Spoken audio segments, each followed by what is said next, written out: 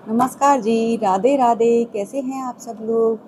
आज हम बात करेंगे देवशयनी एकादशी व्रत कथा के बारे में।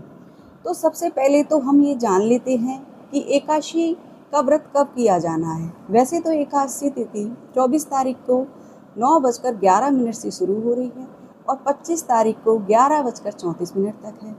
लेकिन व्रत 25 को किया जाएगा, क्योंकि कहते भी हैं उदया तिथि का व्रत ज़्यादा श्रेष्ठ होता है। धार्मिक मान्यताओं के अनुसार इस दिन से चौमासा प्रारंभ हो जाता है और भगवान विष्णु श्री हरि नारायण योग निद्रा में क्षीर सागर में चले जाते हैं।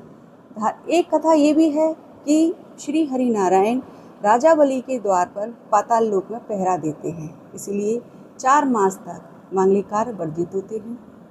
हमें इन 4 महीनों में दान, पुण्य, जप, पूजा, पाठ आदि करना चाहिए। एकादशी तिथि पर हमें अखंड दिया जरूर जलाना चाहिए।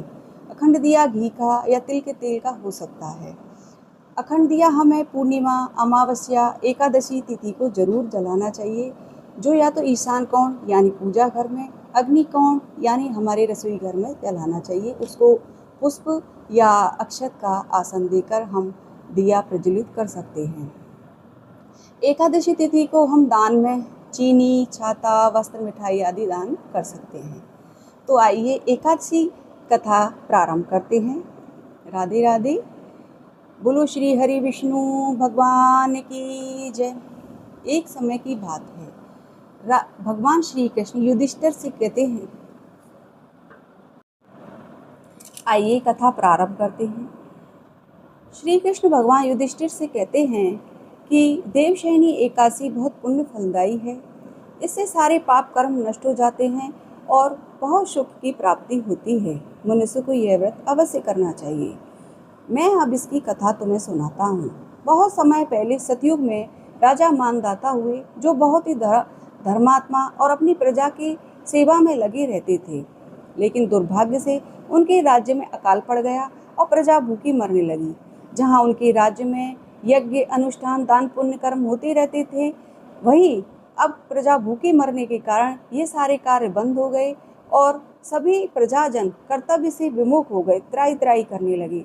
राजा मानधाता दुखी होकर के अपने गुरुजनों की शरण में गए और वहां जाकर उन्होंने अपनी व्यथा उनसे कही। गुरुजनों ने उनसे कहा कि तुम्हारी प्रजा अपने कर्तव्यों से विमुख हो गई है, उन्हें कर्तव्य के पथ पर लाना होगा। तो राजा ने कहा कि मैं ऐसा क्या करूं गुरुवर, जिससे मैं उन्हें फिर से कर्तव्यों में लगा सकूं।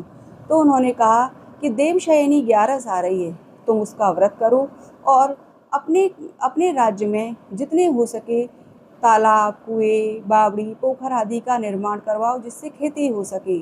खेती होगी तो तुम्हारी प्रजा अपने आप ही कर्तव्यों में लग जाएगी।